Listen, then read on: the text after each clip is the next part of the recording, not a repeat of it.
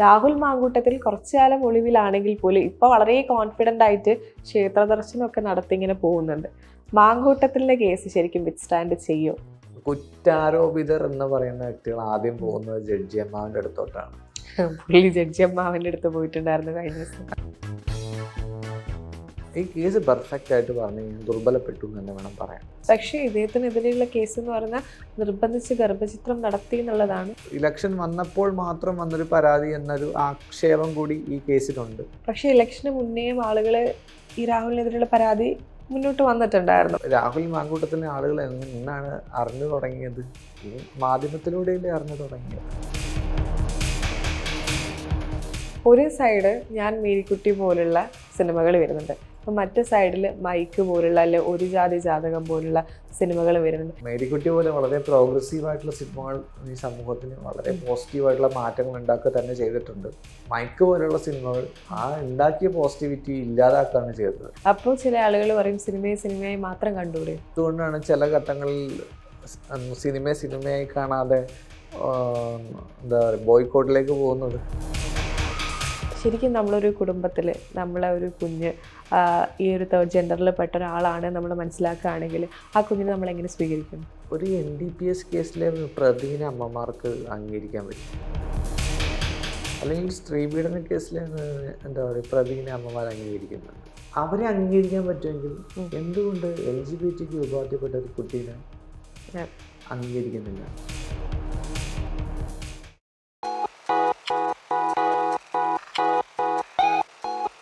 ഇപ്പോൾ രാഷ്ട്രീയ കേരളം ചർച്ച ചെയ്തുകൊണ്ടിരിക്കുന്നത് പാലക്കാട് MLA രാഹുൽ മാങ്കൂട്ടത്തിലിൻ്റെ എതിരെയുള്ള കേസുകളെ കുറിച്ചാണ്.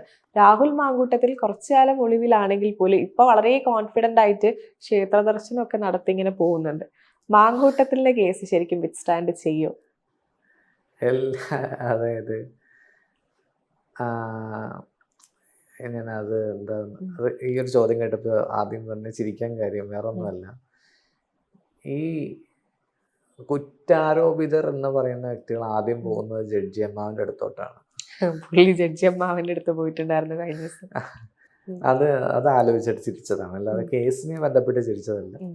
അതുകൊണ്ടാണ് ഞാൻ ആദ്യം അതാണ് വന്നു പോയത്, നാച്ചുറലി വന്നതാണ്. പിന്നെ ഈ കേസ് ശരിക്കും അവിടെ പോയി പ്രാർത്ഥിച്ച എന്തെങ്കിലും ഗുണമുണ്ടോ? മുന്നേ ദിലീപ് പോയി പ്രാർത്ഥിച്ചു എന്ന് പറയുന്നത് കേട്ടോ. ഇപ്പൊ രാഹുൽ പോയി പ്രാർത്ഥിച്ചു ഈ കേസ് വരുമ്പോ ഓടിച്ചെല്ലുന്നത് ജഡ്ജി. ശരിക്കും അങ്ങനത്തെ ഒരു അമ്പലമുണ്ട് ഞാൻ കഴിഞ്ഞ ദിവസമാണ് അറിയുന്നത്, സത്യം കിട്ടും. അതുപോലെ ഇതൊക്കെ കാണുമ്പോൾ നമ്മൾ അറിയാൻ ചിരിച്ചു പോകുന്നതാണ്. കാരണം നമ്മുടെ അവസ്ഥ എങ്ങനെയാണല്ലോ എന്ന് ആലോചിക്കുമ്പോൾ നമ്മൾ വിശ്വാസത്തെ ഒന്നും ഇതായിട്ട് പറയുന്നതല്ല, വിശ്വാസങ്ങൾ എടുത്തു പറയുന്നതല്ല. എന്താ പറയാ, എൻ്റെ വീട്ടിലെപ്പോഴും അച്ഛൻ പറയുന്നൊരു കാര്യമുണ്ട്, വന്നിച്ചില്ലെങ്കിൽ എണ്ണിക്കരുത്. അതാണ് പ്രധാനപ്പെട്ട കാര്യം. അവർക്ക് വിശ്വാസങ്ങൾ ഉണ്ടായിരിക്കും, വിശ്വാസങ്ങൾ അനുസരിച്ച് മുന്നോട്ട് പോയിക്കോട്ടെ. പക്ഷെ ദൈവത്തിന്റെ ഒരു അവസ്ഥ ആലോചിക്കുമ്പോഴാണ്, കാരണം ഈ ഇതൊക്കെയാണല്ലോ ദൈവം ഒരു കേൾക്കേണ്ട അവസ്ഥ വരിക. അതുപോലെ തന്നെ ഈ കേസ് പെർഫെക്റ്റ് ആയിട്ട് പറഞ്ഞു കഴിഞ്ഞാൽ ദുർബലപ്പെട്ടു എന്ന് തന്നെ വേണം പറയാൻ.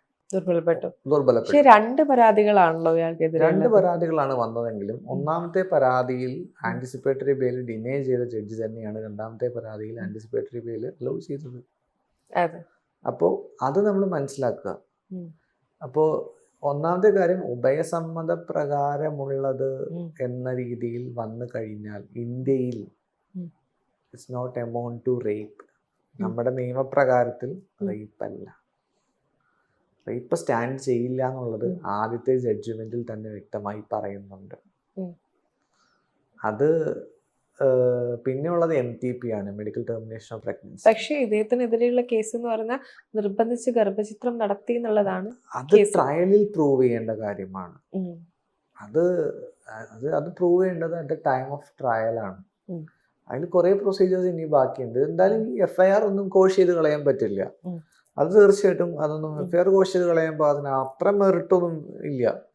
ഞാൻ പറഞ്ഞത് കേസിന് മെറിറ്റ് ഉണ്ട്, ഞാൻ അതിജീവിതേനെ ഇതായിട്ട് പറഞ്ഞതല്ല. FIR അങ്ങനെ ഒരു കോടതിയും കോഷ് ചെയ്ത് കളയില്ല. വളരെ സ്ട്രോങ് ആയിട്ടുള്ള ആരോപണങ്ങളാണുള്ളത്. ഈ ആരോപണങ്ങളെല്ലാം ട്രയലിലാണ് ഇനി നമുക്ക് തെളിയിക്കാൻ സാധിക്കുകയുള്ളൂ. ട്രയൽ വരട്ടെ, ട്രയൽ വന്ന് അദ്ദേഹം പറയുന്നല്ലോ ഞാൻ എന്തോ സത്യമേവ ജയതേന്നാണല്ലോ പറയുന്നത്. കോടതിയിലുള്ള കേസാണ് കോടതി തീരുമാനിക്കുന്നത്. അത്രയും ഒരു കാര്യമുണ്ട്, അത്രയും ഈ രാഹുൽ മാങ്കൂട്ടത്തിലെ ആളുകൾ എന്നാണ് അറിഞ്ഞു തുടങ്ങിയത്? ഈ മാധ്യമത്തിലൂടെയല്ലേ അറിഞ്ഞു തുടങ്ങിയത്.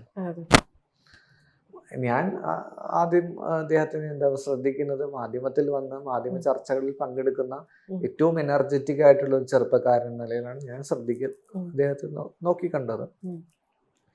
അപ്പോൾ അദ്ദേഹം പറയുന്നത് സത്യമേവ ജയതേ, കോടതിയിൽ എല്ലാ കാര്യങ്ങളും പറയും. അത് വളരെ ബഹുമാനകരമായിട്ടുള്ള ഒരു സ്റ്റേറ്റ്മെന്റ് തന്നെയാണ്. കാരണം കോടതിയിൽ അദ്ദേഹം വിശ്വസിക്കുന്നു, അദ്ദേഹത്തിന്റെ കാര്യങ്ങൾ അദ്ദേഹം കോടതിയിൽ പറയട്ടെ. പിന്നെ ഇലക്ഷൻ വന്നപ്പോൾ മാത്രം വന്നൊരു പരാതി എന്നൊരു ആക്ഷേപം കൂടി ഈ കേസിലുണ്ട്. അതും ഈ കേസിനെ എന്താ പറയുക തെറ്റായിട്ട് എങ്ങനെ ബാധിക്കുന്നു എന്ന് നമ്മൾ നോക്കി കാണേണ്ടതായിട്ട് തന്നെയുണ്ട്. പക്ഷെ ഇലക്ഷന് മുന്നേയും ആളുകള് ഈ രാഹുലിനെതിരെയുള്ള പരാതി മുന്നോട്ട് വന്നിരുന്നുവെങ്കിലും അതിനകത്തൊരു വ്യക്തമായി പരാതി നൽകുവാൻ ഒരു അതിജീവിതയും മുന്നോട്ട് വന്നില്ല എന്നുള്ളത് സങ്കടകരമായ കാര്യം തന്നെയാണ്. അത് ഈ ഇലക്ഷൻ വന്നപ്പോൾ വന്നത് അവർക്കതൊരു ആയുധമായി മാറുകയും ചെയ്തു. കാരണം ഇലക്ഷനുമായി ബന്ധപ്പെട്ട് വന്നതാണ് എന്നൊരു ആരോപണം വന്നു. അത് വളരെ വിഷമകരമായ ഒരു കാര്യം തന്നെയാണ്. ഈ അതിജീവിതമാര് പുറത്ത് അല്ലെ തങ്ങൾക്ക് സംഭവിച്ച കാര്യങ്ങൾ പറയാൻ പേടിക്കുന്ന ഇതുപോലത്തെ സ്ലട്ട് ഷെയ്മിങ് കൊണ്ടും ഈ സോഷ്യൽ മീഡിയയിലെ ഈ കോടതികൾ കൊണ്ടുമാണ്. ഒരു അഡ്വക്കേറ്റ് എന്ന നിലയിൽ ഒരു സാധാരണ ഒരു സ്ത്രീയോട് അല്ലെ ഒരു മനുഷ്യനോട് എന്തെങ്കിലും ഒരു അക്രമം നേരിട്ടൊരു മനുഷ്യരോട് പറയാനുള്ള എന്താണ്? ആദ്യം മനസ്സിലാക്കുക, പ്രതികള് എന്താ ചെയ്യാറ്? ഒരു കേസ് വന്നു കഴിഞ്ഞാൽ നല്ലൊരു അഭിഭാഷകനെ പോയി കാണും. അവര് വളരെ സ്ട്രോങ് ആയി പോസിറ്റീവായി ഒരു കോൺഫിഡൻറ്റോട് കൂടി, ഈ കഴിഞ്ഞ ഇടക്കാലങ്ങളിൽ കണ്ട ഒരു പ്രതി പോലും എന്താ തല കുനിച്ച് നടന്നത് ഞാൻ കണ്ടിട്ടില്ല. ഒരു പ്രതി പോലും ഒരു എന്താ കർച്ചീഫ് എടുത്ത് മുഖം മൂടി ഞാൻ കണ്ടിട്ടില്ല. അവരൊക്കെ തല ഉയർത്തിപ്പിടിച്ച് നടക്കുന്നത് ഞാൻ കണ്ടിട്ടുണ്ട്. അതിജീവിതമാരോട് പറയാനുള്ളൊരു കാര്യം, നിങ്ങൾ എന്തിന് നിങ്ങളുടെ മുഖം മൂടി നടക്കണം? തീർച്ചയായിട്ടും മുഖം മൂടി നടക്കേണ്ട ആവശ്യമില്ല. നിങ്ങൾ തല ഉയർത്തിപ്പിടിച്ച് നടക്കുക. ഒന്ന് വീണു കഴിയുമ്പോൾ കാലൊന്ന് പൊട്ടി, നമ്മൾ അവിടെ മെഡിസിൻ വെച്ച് കഴിഞ്ഞാൽ അത് എന്താ പറയുക, സുഖം പ്രാപിക്കുക തന്നെ ചെയ്യും. നല്ലൊരു അഭിഭാഷകയെ കാണുക, കേസ് നടത്തുക, വളരെ പക്വതയുള്ള ഒരു അഭിഭാഷകയെ കാണുക. എന്തെങ്കിലും ചാനലിൽ വന്ന് വിളിച്ചു പറയുന്ന അഭിഭാഷകരെ കണ്ടിട്ട് യാതൊരു കാര്യമില്ല. ഇത് വേറൊന്നും കൊണ്ടല്ല, ഈ കഴിഞ്ഞിടയ്ക്ക് കേട്ട ആ ഒരു ഡയലോഗ് കൊണ്ടാണ്. അത്രയും വിഷമമുള്ള ഒരു ഡയലോഗാണ് കേട്ടത്. അതൊരു അഭിഭാഷക പറയാൻ പാടില്ലാത്തത് തന്നെയായിരുന്നു. നിരുപാധികം മാപ്പ് പറയണം തന്നെയാണ് ഞാൻ പറയുന്നത്. അപ്പോൾ നല്ലൊരു അഭിഭാഷകയെ കാണുക, കേസുമായിട്ട് മുന്നോട്ട് പോവുക. ശരിയാണ്, ഒരു ക്രൈം നെവർ ഡൈ. ഒരു ക്രൈം നടന്ന ആ ഇൻസ്റ്റന്റിൽ നമുക്കൊണ്ട് പരാതി കൊടുക്കാൻ പറ്റിയെന്ന് വരില്ല. അതിനുള്ള മാനസികമായിട്ടുള്ള ബുദ്ധിമുട്ടുകൾ ഉണ്ടാവും. അത് വ്യക്തമായി കോടതിയെ ധരിപ്പിക്കണം എന്നുള്ള ഉത്തരവാദിത്തം അഭിഭാഷകയ്ക്കും സർവൈവറിനുള്ളതുമാണ്. സർവൈവർ കാര്യങ്ങൾ വ്യക്തമായിട്ട് അഭിഭാഷകയോട് പറയണം, ഇന്ന കാരണം കൊണ്ടാണ് ഞാൻ വരാൻ കോടതിയുടെ അടുത്തോട്ട് എത്തുവാൻ ഞാൻ വൈകിയത് എന്ന് വ്യക്തമായി പറയണം. എന്ന് പറഞ്ഞുകൊണ്ട് മുന്നോട്ട് പോവുക. തീർച്ചയായിട്ടും നീതി കിട്ടുക തന്നെ ചെയ്യും. നല്ല രീതിയിലുള്ളൊരു പ്രോസിക്യൂഷനായിട്ട് ഒരു കേസ് ബിൽഡ് ചെയ്യാൻ സാധിച്ചാൽ നീതി കിട്ടുക തന്നെ ചെയ്യും. അല്ലാതെ ഒരാളെ സെറ്റ് ചെയ്ത് വെക്കുക, ഇതാണ് പ്രതി, ഈ പ്രതി മതി, ഇനി അതിന്റെ പൊക്കത്തേക്ക് അന്വേഷണം ഒന്നുമില്ല എന്ന രീതിയിൽ പോവാതെ, പ്രജുഡൈസ് മെന്റാലിറ്റിയിൽ പോവാതെ തെളിവുകളുടെ അടിസ്ഥാനത്തിൽ അന്വേഷണം വരിക. അല്ലാതെ കോടതിനെ വിശ്വാസമില്ല എന്നും കോടതി നല്ലതല്ല, കോടതി ചീത്തയാണെന്നും എന്നൊക്കെ എന്താ പറയുക, പണം കൊടുത്ത് കോടതി വാങ്ങിച്ചു എന്നൊക്കെ പറയുന്ന മണ്ടൻ സിദ്ധാന്തങ്ങളെ മാറ്റിവെക്കുക. ഒരു കാര്യം, നമ്മളിപ്പോൾ ആളുകളോട് സംസാരിക്കുമ്പോൾ ട്രാൻസ്ജെൻഡേഴ്സിനെ സപ്പോർട്ട് ചെയ്യുന്ന രീതിയിൽ, വെൽക്കം ചെയ്യുന്ന രീതിയിൽ സമൂഹം ഇപ്പോൾ മാറിക്കൊണ്ടിരിക്കുന്നുണ്ട്. പക്ഷെ ഒരു വിഭാഗത്തിന് ചെറുപ്പത്തിൽ അവർ കേട്ട് വളർന്ന ഒരു പേടിയാണ് ഈ ട്രാൻസ്ജെൻഡർ സമൂഹത്തിനോട്. ചിലപ്പോൾ ഇവരോട് തെറ്റൊന്നും ചെയ്തിട്ടുണ്ടാവില്ല, പക്ഷേ എങ്കിൽ അവർക്കൊരു പേടി, എന്തെന്നില്ലാത്തൊരു പേടി ഉണ്ടാവും. ചിലർ പറയുന്നത് ഇത് ഹോർമോണിൻ്റെ ഇതുകൊണ്ട് മാത്രമല്ല ഇവർ ട്രാൻസ്ജെൻഡേഴ്സ് ആവുന്നത്, ഇവർക്ക് ട്രോമകൾ കൊണ്ട് ട്രാൻസ്ജെൻഡർ ആയി അല്ലെ LGBTQ ആ ഒരു കമ്മ്യൂണിറ്റിയിൽ വരുന്ന ആളുകളുണ്ട് എന്ന് പറയുന്നുണ്ട്. അങ്ങനെ ട്രോമ കൊണ്ട് നമുക്കൊരു ജെൻഡറൊക്കെ മാറുമോ? ട്രോമ കൊണ്ട് ആർക്കും ഒരു ട്രോമ കൊണ്ട് വല്ല ഡിപ്രഷനോ ആങ്സൈറ്റി ഒക്കെ വന്നാലായി, വല്ല പാനിക് അറ്റാക്ക് ഒക്കെ വന്നാലായി. മീൻസ് എനിക്ക് അങ്ങനെയൊക്കെ ഉണ്ടായിട്ടുണ്ട് കേട്ടോ. അതുകൊണ്ട് തന്നെ അങ്ങനെ പറയാൻ കഴിയും. ഉം. ഞാൻ നേരത്തെ പറഞ്ഞല്ലോ, ഉം. ഈ കഴിഞ്ഞിടയ്ക്ക് ഒരു ഒരു ഒരു കമ്മ്യൂണിറ്റി മെമ്പറിന്റെ അമ്മയോട് സംസാരിച്ചപ്പോൾ അവർ പറഞ്ഞു, എൻ്റെ മകൻ അല്ല എൻ്റെ ഞാൻ മകൻ എന്ന് പറയാൻ കാരണം ട്രാൻസ്മെന്നാണ്. ഓക്കെ. അമ്മ പറഞ്ഞ എൻ്റെ മകൾ എന്നാണ്. ഉം. എൻ്റെ മകൾ ഇങ്ങനെ ആവാൻ കാരണം നെറ്റ്ഫ്ലിക്സ് കണ്ടതുകൊണ്ടാണ്. നെറ്റ്ഫ്ലിക്സിലെ ഇപ്പൊ വരുന്ന വെബ് സീരീസുകൾ കൊണ്ടാണ് ഇങ്ങനെ ആയി തീർന്നത്. പിന്നെ ഒരു കേസ്, ഓഫീസിലത്തെ ഒരു കേസിനകത്ത് ജെൻഡർ അധിക്ഷേപമാണ്. ആ കേസിൽ അവരോട് അവരുടെ അധിക്ഷേപിച്ച ആള് പറഞ്ഞത് എറണാകുളത്ത് പോയത് കൊണ്ടാണ്. ആദ്യം മനസ്സിലാക്കുക, അങ്ങനെ ഇത് എന്താ മോട്ടിവേഷൻ വന്നെടുക്കുന്ന ഒരു ഒരു വസ്തുതയല്ല. ഇപ്പോൾ എൻ്റെ ഒപ്പം പഠിച്ച കുട്ടി 1ാം റാങ്ക് വാങ്ങിച്ചു, ഞാനും 1ാം റാങ്ക് വാങ്ങിക്കണം എന്ന് ചിന്തിക്കുന്ന രീതിയിൽ ഇപ്പം എൻ്റെ ഫ്രണ്ട് ട്രാൻസ്മെന്നായി, ഞാൻ ട്രാൻസ്മെൻ ആവണം, അങ്ങനെ വരുന്ന ഒരു കാര്യമല്ല. അതാദ്യം മനസ്സിലാക്കുക. അല്ലാതെ ഈ ട്രോമ കൊണ്ടോ അങ്ങനെയുള്ള ഈ ഒരു അങ്ങനെ ചിന്തിക്കാനുള്ള കാരണം മറ്റു സിനിമയാണ് മൈക്ക്. മൈക്ക് എന്ന് പറഞ്ഞാൽ അനശ്വര രാജന്റെ സിനിമ. ആ സിനിമ കൊണ്ട് തന്നെയാണ് അങ്ങനെ ഒരു തെറ്റായിട്ടുള്ള ഒരു ഒരു കൺസെപ്റ്റ് ഉണ്ടാവാൻ കാരണം. അതിനോട് ഞാൻ ഒരിക്കലും യോജിക്കുന്നില്ല. കാരണം അങ്ങനെ ഒരു വ്യക്തിക്ക് ഞാൻ സ്ത്രീയാണ് അല്ലെങ്കിൽ ഞാൻ ഇന്ന് മുതൽ പുരുഷനാണ് എന്ന് ജീവിക്കാൻ തുടങ്ങിയ ഞാനൊരു എന്താ പറയുക കൗണ്ടർ ക്വസ്റ്റ്യൻ ചോദിക്കുകയാണ്. ഒരു ദിവസം മീശ വരച്ച്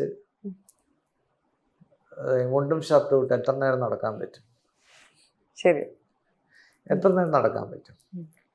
അല്ലെങ്കിൽ ഒരു പുരുഷനായ വ്യക്തി എന്താ പറയുക സാരി ഉടുത്ത് ഒരു സ്ത്രീ ജീവിക്കുന്ന രീതിയിൽ എത്ര നേരം ജീവിക്കാൻ സാധിക്കും? ആക്ച്വലി ഇതൊരു നോർമൽ ആയിട്ടുള്ള ക്വസ്റ്റ്യൻ ആണ്. പേഴ്സണൽ ഒപ്പീനിയൻ ആണ് ഞാൻ ചോദിക്കുന്നത്. തീർച്ചയായിട്ടും വളരെ ബുദ്ധിമുട്ടുള്ള കാര്യമാണത്. ഒരു സൈഡ് ഞാൻ മേരിക്കുട്ടി പോലുള്ള സിനിമകൾ വരുന്നുണ്ട്, അപ്പം മറ്റു സൈഡിൽ മൈക്ക് പോലുള്ള അല്ലെ ഒരു ജാതി ജാതകം പോലുള്ള സിനിമകൾ വരുന്നുണ്ട്. ഈ സിനിമ എന്നുള്ളൊരു മീഡിയം എന്റർടൈൻമെന്റ് പർപ്പസിന് മാത്രമല്ല, ഒരു ഇൻഫോർമേറ്റീവ് എഡ്യൂക്കേഷൻ പർപ്പസിന് കൂടിയാണ്. കാരണം നമ്മളെ സമൂഹം ഓരോ കാര്യത്തിലൂടെയാണ് പഠിക്കുന്നത്. ഒരു എഡ്യൂക്കേഷൻ കിട്ടുന്ന ഈ സിനിമ പോലുള്ള മീഡിയത്തിലൂടെയാണ് ഒരുപാട് പേരെ ഇൻഫ്ലുവൻസ് ചെയ്യാൻ പറ്റുന്ന ഒരു മീഡിയ ആണ് സിനിമ. അപ്പോൾ ആ ഒരു സമൂഹത്തിലാണ് ഇപ്പൊ ഈ ഒരു ജാതി ജാതകം പോലുള്ള വളരെ LGBT കമ്മ്യൂണിറ്റിയെ ജാതകത്തെ നമ്മൾ ശക്തമായി തന്നെ കേരള ഹൈക്കോടതിയിൽ ഒരു കേസ് ഫയൽ ചെയ്തിരുന്നു. പക്ഷെ അത് പിന്നീട് ഫോളോ അപ്പ് ചെയ്യാൻ ഞങ്ങൾക്ക് സാധിച്ചിരുന്നില്ല. അത് മറ്റു കേസിന്റെ അതിനകത്ത് പെട്ടുപോയത് കൊണ്ടാണ് അത് ചെയ്യാൻ സാധിക്കാതിരുന്നത്. പിന്നെ മേരിക്കുട്ടി പോലെ വളരെ പ്രോഗ്രസീവ് ആയിട്ടുള്ള സിനിമകൾ ഈ സമൂഹത്തിന് വളരെ പോസിറ്റീവായിട്ടുള്ള മാറ്റങ്ങൾ ഉണ്ടാക്കുക തന്നെ ചെയ്തിട്ടുണ്ട്. പക്ഷെ മൈക്ക് പോലെയുള്ള സിനിമകൾ ആ ഉണ്ടാക്കിയ പോസിറ്റിവിറ്റി ഇല്ലാതാക്കുകയാണ് ചെയ്തത്. ഒരു ജാതി ജാതകത്തിൽ പറയുന്ന കുറേ തമാശ എന്ന് അവർ ചിന്തിച്ചിട്ടുള്ള കാര്യങ്ങളെല്ലാം എത്രമാത്രം ദ്വയാർത്ഥ തമാശകളാണ് എന്നുള്ളത് ആണ് എനിക്ക് മനസ്സിലാവുന്നത്. ഇതൊന്നും ഒരു നമുക്ക് ഒരു കലാപ്രവർത്തകൻ അല്ലെങ്കിൽ ഒരു കലാപ്രവർത്തക അവരാദ്യം മനസ്സിലാക്കേണ്ട കാര്യം, നമ്മൾ സമൂഹത്തിന് ചെയ്യേണ്ടത് അവർക്ക് ഒത്തിരി ഉത്തരവാദിത്തങ്ങളുണ്ട്. ആ ഉത്തരവാദിത്തങ്ങൾ ചെയ്യുക എന്നുള്ളതാണ്. അല്ലാതെ ഒരു സമൂഹത്തിന് അടിച്ചമർത്താൻ വേണ്ടി കുറെ വെപ്പൺ ഇട്ട് കൊടുക്കുക അല്ല ചെയ്യേണ്ടത്. അപ്പോൾ ചില ആളുകൾ പറയും സിനിമയായി മാത്രം കണ്ടുകൂടെ. അതാണ് പ്രശ്നം. മറ്റേ ഈ പറയുന്ന ആളുകൾ എന്തുകൊണ്ടാണ് ചില ഘട്ടങ്ങളിൽ സിനിമയായി കാണാതെ എന്താ പറയുക ബോയ്ക്കോട്ടിലേക്ക് പോകുന്നത്? നമ്മുടെ നയം എപ്പോഴും ഇങ്ങനെയാണ്, ഡബിൾ സ്റ്റാൻഡാണ്. ഈ ട്രാൻസ്ജെൻഡർ കമ്മ്യൂണിറ്റിന്റെ ഇടയിൽ പ്രശ്നങ്ങൾ അങ്ങോട്ടും ഇങ്ങോട്ടും കുറച്ച് മുന്നേ ഒക്കെ പരസ്പരമായിട്ടുള്ള ഒരു പ്രശ്നങ്ങൾ വന്നിട്ടുണ്ട്. നോർമലി നമ്മളെ മനുഷ്യർക്കിടയിൽ അത്തരത്തിലുള്ള പ്രശ്നങ്ങൾ വരും. പക്ഷെ ഇത് മാത്രം തുടങ്ങി എന്ന രീതിയിൽ ആളുകൾ വളരെ രീതിയിൽ സെലിബ്രേറ്റ് ചെയ്യപ്പെടുന്നത് കാണുന്നുണ്ട്. പ്രശ്നം എല്ലായിടത്തും ഉണ്ട്. പ്രശ്നം ഇല്ലാത്ത ആരാ ഉള്ളത്? ഇപ്പൊ പുരുഷന്മാരുടെ ഇടയിൽ പ്രശ്നങ്ങളുണ്ട്, സ്ത്രീകളുടെ ഇടയിൽ പ്രശ്നങ്ങളുണ്ട്, ട്രാൻസ്ജെൻഡേഴ്സിന്റെ ഇടയിൽ പ്രശ്നങ്ങളുണ്ട്. പ്രശ്നം എല്ലായിടത്തും ഉണ്ട്. അത് ഇപ്പൊ എന്താ പറയാ, അത് ഒരു കോമൺ ആയിട്ടുള്ള കാര്യമാണ്. പ്രശ്നങ്ങൾ എല്ലായിടത്തും ഉണ്ട്. അതിപ്പോ അങ്ങനെ എടുത്തു കാണേണ്ട ഒരു ആവശ്യമൊന്നുമില്ല. പത്മാലക്ഷ്മി വന്ന സമയത്ത് ഒരുപാട് പേര് പറഞ്ഞു പത്മാലക്ഷ്മി കഷ്ടപ്പെട്ട് പഠിച്ച് അധ്വാനിച്ച് നേടിയെടുത്ത ജോലിയാണ്. പക്ഷെ കുറച്ചു പേര് പറഞ്ഞു അത് പാരിതോഷികമായി കിട്ടിയതാണ് എന്ന് പോലും പറഞ്ഞ ആളുകളുണ്ട്. നേരത്തെ പറഞ്ഞു ഞാൻ ഒരുപാട് ഇൻഡിഫറൻസസ് ഹൈക്കോടതിയിൽ നിന്ന് തന്നെ നേരിട്ടിട്ടുണ്ട്, ചിലരുടെ അടുത്ത് നിന്നുള്ളൊരു പെരുമാറ്റം നേരിട്ടിട്ടുണ്ട് എന്ന് പറഞ്ഞു. ഈ ഒരു പൊസിഷനിൽ നിൽക്കുമ്പോൾ പോലും ആ ഒരു വേർതിരിവ് അനുഭവിക്കുമ്പോൾ ഉണ്ടാകുന്നൊരു വിഷമം എത്രത്തോളാണ്? തീർച്ചയായിട്ടും വളരെ കഷ്ടപ്പെട്ടു ഇഷ്ടപ്പെട്ടു ആണ് ഈ ഒരു പ്രൊഫഷനകത്തേക്ക് എത്തിയത്. എന്നിട്ടും വേർതിരിവ് ഇപ്പോഴും അനുഭവിക്കേണ്ടി വരിക എന്നുള്ളത് വളരെ ബുദ്ധിമുട്ടുള്ള കാര്യമാണ്. അത് ഒരു തരത്തിലും നല്ല വളരെ വിഷമമുള്ള കാര്യമാണ്. ഒപ്പം നിൽക്കുന്ന ആളുകൾ അവർക്കൊരു വിചാരമുണ്ട്, ഞങ്ങൾ ചെയ്യുന്നത് ഒരു ഫേവറാണ്, ഒരു ട്രാൻസായ വ്യക്തിനെ കൂടെ നിർത്തുന്നത് ഫേവറാണ്.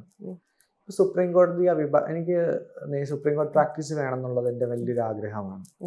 എനിക്ക് സുപ്രീം കോടതി പ്രാക്ടീസിന് വേണ്ടി ഞാൻ ഏകദേശം എനിക്കറിയാവുന്ന അഭിഭാഷകരോടെല്ലാം ഞാൻ ചോദിച്ചു, എനിക്ക് സുപ്രീം കോടതി പ്രാക്ടീസ് വേണം, എന്നെ ഒന്ന് സഹായിക്കാമോ? എന്നെ ഒരു അഭിഭാഷകനോ ഒരു അഭിഭാഷകയോ എന്നെ എടുത്തില്ല. എന്താണ് കാരണം? മറിച്ച് ഒരു ഹെട്രോസെക്ഷൽ മെന്നോ ഒരു വിമണോ ആണ് ചോദിക്കുന്നതെങ്കിൽ അവർക്ക് സുപ്രീം കോടതിയിലേക്കുള്ള പ്രാക്ടീസ് എളുപ്പമാണ്. എന്തുകൊണ്ട് എൻ്റെ കാര്യത്തിൽ മാത്രം ഇങ്ങനെ സംഭവിക്കുന്നു? ഞാൻ എൻ്റെ സുപ്രീം കോടതി പ്രാക്ടീസ് എന്നൊരു ആഗ്രഹവുമായി ബന്ധപ്പെട്ട് ഞാൻ വിളിക്കാത്ത നമ്പറുകളില്ല, കാണാത്ത ആളുകളില്ല. അപ്പോൾ എന്നെ എന്തുകൊണ്ട് മാറ്റി നിർത്തുന്നു? ഞാനൊരു ട്രാൻസ് പേഴ്സൺ ആണെന്ന് വെച്ചാൽ എനിക്ക് ജീവിക്കണ്ടേ? എൻ്റെ ഫയലുകൾ മാത്രം എന്തുകൊണ്ട് നീണ്ടുപോകുന്നു? അപ്പോൾ എനിക്ക് എനിക്കെതിരെ നിൽക്കുന്ന ആളുകളോട് പറയുന്ന ഒറ്റ കാര്യമേ ഉള്ളൂ, ഞാൻ എന്നൊരു വ്യക്തി, എന്നെപ്പോലെ ഒരാൾ നിങ്ങളുടെ വീട്ടിലുണ്ടാവുകയാണെങ്കിൽ ആദ്യം ചിന്തിക്കുക, അവരും മനുഷ്യരാണ്, അവരും ജീവിക്കട്ടെ. ഏറ്റവും വിഷമകരമായ കാര്യം, ഇപ്പോഴും ഒന്ന് മുന്നോട്ട് പോവാൻ ഒരു കൈത്താങ്ങ് തരാൻ ആരുമില്ല. എനിക്ക് ആരുടെയും ഫേവറൊന്നും വേണ്ട.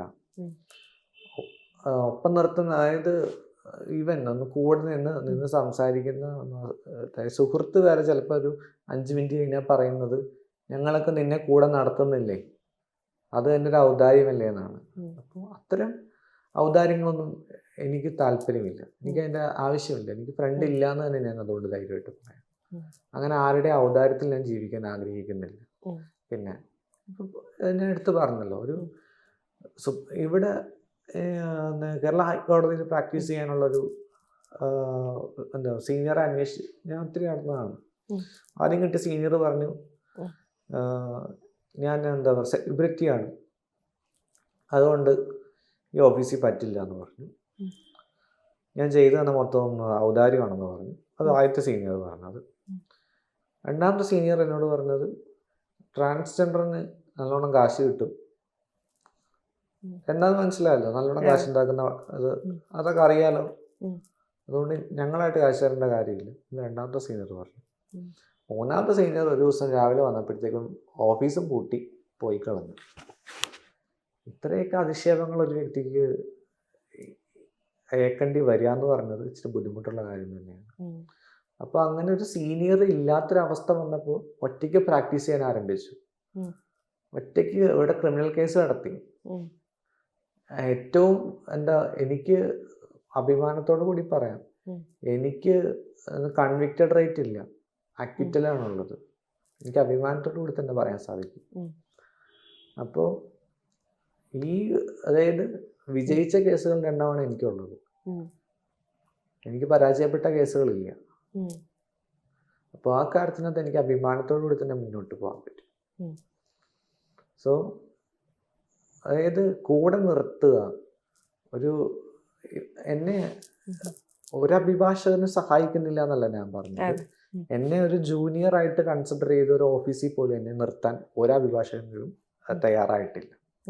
പക്ഷേ അതിൽ നിന്നും വ്യത്യസ്തമായിട്ട് എന്ത് സംശയങ്ങളുണ്ടെങ്കിലും ചോദിച്ചാൽ പറയുന്ന അഭിഭാഷകർ എനിക്കുണ്ട്. അഡ്വക്കേറ്റ് അനിൽകുമാർ സാർ ഡോക്ടറാണ്, AOR ആണ്, മറിയാമ്മ മാഡം, ഏറ്റവും വ്യത്യസ്തമായിട്ടുള്ള വ്യക്തി സംഗീത ലക്ഷ്മണ മാഡം. ഉം. എന്ത് സംശയം ചോദിച്ചാലും വിളിച്ച് വ്യക്തമായി പറഞ്ഞു തരുന്ന ആളുകളാണ്. സോ ഹൈക്കോടതി പൂർണ്ണമായിട്ടും ഒരു ട്രാൻസ്ഫോബിക് അല്ല. പ്രശാന്ത് പത്മനാഭൻ സാർ അങ്ങനെയുള്ള ആളുകൾ ഉള്ളതുകൊണ്ട് മാത്രമാണ് ഞാൻ ഇവിടെ കേസ് നടത്തി സ്റ്റിക്ക് ഓൺ ചെയ്തത്. എനിക്കുള്ള സംശയങ്ങൾ ഞാൻ അവരോട് ചോദിച്ച് മനസ്സിലാക്കിയാണ് ഞാൻ കേസുകൾ ചെയ്യുന്നത്.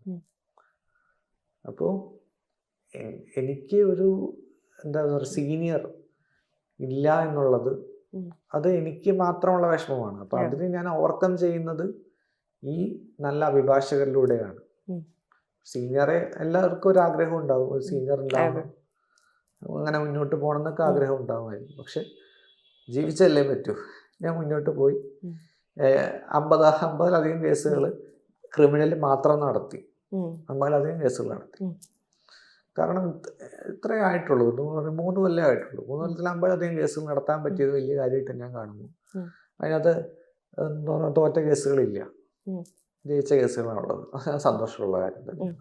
ഈ ബിഗ് ബോസ് എന്ന റിയാലിറ്റി ഷോയിൽ പോലും 2 കണ്ടസ്റ്റൻസ് പറഞ്ഞു LGBTQ മനുഷ്യരെ ഞങ്ങൾ വീട്ടിൽ പോലും കേറ്റില്ല എന്ന് പറഞ്ഞിട്ടൊരു സ്റ്റേറ്റ്മെന്റ് ഉണ്ടായിരുന്നു. പൂർണ്ണമായ ഒരു ട്രാൻസ്ഫോബിക് സമൂഹം അല്ലെങ്കിൽ ഒരു ഭാഗികമായ ഒരു ട്രാൻസ്ഫോബിക് ആയിട്ട് ഒരു സമൂഹമാണ് നമ്മുടേത്. അപ്പോൾ അതിൽ നിന്ന് ഫൈറ്റ് ചെയ്തൊരു പൊസിഷനിൽ എത്തിയ ഒരാളാണ് പത്മ എന്ന് പറയുന്നത്. അപ്പോൾ ശരിക്കും നമ്മളൊരു കുടുംബത്തിൽ നമ്മളെ ഒരു കുഞ്ഞ് ഈ ഒരു 3rd ജെൻഡറിൽ പെട്ട ഒരാളാണ് നമ്മൾ മനസ്സിലാക്കുകയാണെങ്കിൽ ആ കുഞ്ഞിനെ നമ്മൾ എങ്ങനെ സ്വീകരിക്കണം? ആദ്യം എനിക്ക് ഈ ഒരു ചോദ്യം കേട്ടപ്പോൾ എനിക്ക് ഓർമ്മ വന്നത്, എനിക്കൊരു കുട്ടീനെ അറിയാം ബാംഗ്ലൂരിൽ. ആ കുട്ടിയുടെ അമ്മ എന്നെ വിളിച്ചിട്ട് പറഞ്ഞു, ഞാനൊരു ട്രാൻസ് ആയൊരു കുട്ടിയുടെ പാരൻ്റാണ്. അമ്മ എന്നെ ഇടയ്ക്ക് വിളിക്കാറുണ്ട്. വളരെ സന്തോഷത്തോടുകൂടി തന്നെ ആ അമ്മ ആ കുട്ടിയുടെ അവസ്ഥകളെ മനസ്സിലാക്കുന്നുണ്ട്. ഒരു NDPS കേസിലെ പ്രതിനെ അമ്മമാർക്ക് അംഗീകരിക്കാൻ പറ്റുന്നുണ്ട്, അല്ലെങ്കിൽ സ്ത്രീപീഡന കേസിൽ എന്താ പറയുക പ്രതിനെ അമ്മമാർ അംഗീകരിക്കുന്നുണ്ട്. എല്ലാ അമ്മമാരും അല്ല ഞാൻ പറഞ്ഞത്. മോസ്റ്റ് പ്രോബബ്ലി ഓഫീസിൽ വരുന്ന കുറേ അമ്മമാരെ നമ്മൾ കാണാറുണ്ട്. അവരെന്താ പറയുക, എൻ്റെ കൊച്ചിനൊരു അബദ്ധം പറ്റിയതാണ്, ഇങ്ങനെ സംഭവിച്ചു പോയി എന്നൊക്കെ പറയും. അപ്പോൾ അവർക്കൊക്കെ അവരെ അംഗീകരിക്കാൻ പറ്റുമെങ്കിൽ എന്തുകൊണ്ട് LGBTQ വിഭാഗത്തിൽപ്പെട്ട ഒരു കുട്ടീനെ അംഗീകരിക്കുന്നില്ല? അത് സമൂഹത്തിൻ്റെ കുഴപ്പമാണ്. ആദ്യം മനസ്സിലാക്കുക, കുട്ടി എൻ്റെ കുട്ടിയാണ്. എൻ്റെ കുട്ടീനെ ഞാൻ അംഗീകരിച്ചാലാണ് സമൂഹം അംഗീകരിക്കുക. അത് മാത്രം മനസ്സിലാക്കിയാൽ മതി. അവരും ജീവിക്കട്ടെ, അവർക്ക് വിദ്യാഭ്യാസം കിട്ടട്ടെ, അവർ പഠിച്ച് ഒരു ജോലിയിലോട്ട് എത്തട്ടെ. അതിനൊപ്പം നിൽക്കുകയാണ് വേണ്ടത്. അല്ലാതെ എന്താ പറയുക, ഇങ്ങനെ ഒരു കുട്ടി ഉണ്ടായി മാറ്റി നിർത്തണം എന്ന് പറയല്ല വേണ്ടത്. നമ്മൾ പ്രധാനമായിട്ടുള്ളൊരു 3 കേസസ് ഡിസ്കസ് ചെയ്തു. അത് നമ്മളുടേതായിട്ടുള്ളൊരു വിധി പറയുമൊന്നുമല്ല, പക്ഷെ നമ്മൾ ഡിസ്കസ് ചെയ്യാണ് ചെയ്തത്. അപ്പോൾ ആ കേസ് ഡിസ്കസ് ചെയ്തു, ഒരുപാട് കാര്യങ്ങൾ നമുക്ക് പറഞ്ഞു തന്നു, എഡ്യൂക്കേഷൻ ആയിരുന്നു. തീർച്ചയായിട്ടും നമ്മൾ ആദ്യം മനസ്സിലാക്കേണ്ടത് കോടതികളെ ബഹുമാനിക്കുക, കോടതിയുടെ വിധിന്യായങ്ങളെ പക്വതയോടുകൂടി കാണുക. നമുക്ക് എന്താ പറയുക, വിശകലനം ചെയ്യാം, പക്വമായിട്ട് വിശകലനം ചെയ്യാം, അതിനുള്ള അധികാരമുണ്ട്. ഇതെല്ലാം ചെയ്തു എന്ന പേരിൽ നാളെ ഇനി മുതൽ വെള്ളപ്പൂശി എന്ന് പറഞ്ഞുകൊണ്ട് വരാൻ നിന്ന് അവസാനമായി അത് പറയാണ്. വെള്ളപ്പൂശി എന്ന് പറയാൻ നിന്ന് കഴിഞ്ഞാൽ എനിക്ക് ഒറ്റ കാര്യമേ പറയാനുള്ളൂ, പോയി പണി നോക്കൂന്ന് ഞാൻ പറയും. കാരണം ഞാൻ എൻ്റെ ബഹുമാനപ്പെട്ട ജഡ്ജി പറഞ്ഞത് തന്നെയുള്ളൂ, എൻ്റെ ഭാവിയും ഭൂതവും തേടി പോകുന്നവർക്ക് തേടി പോവാം, എനിക്കതിൽ കുഴപ്പമൊന്നുമില്ല. അപ്പോൾ അഡ്വക്കേറ്റ് പത്മലക്ഷ്മി ഇനിയും പോരാട്ടം തുടരട്ടെ, ഇനിയും കൈനിറയെ നല്ല കേസുകളുമായി മുന്നോട്ട് പോകട്ടെ. Thank you.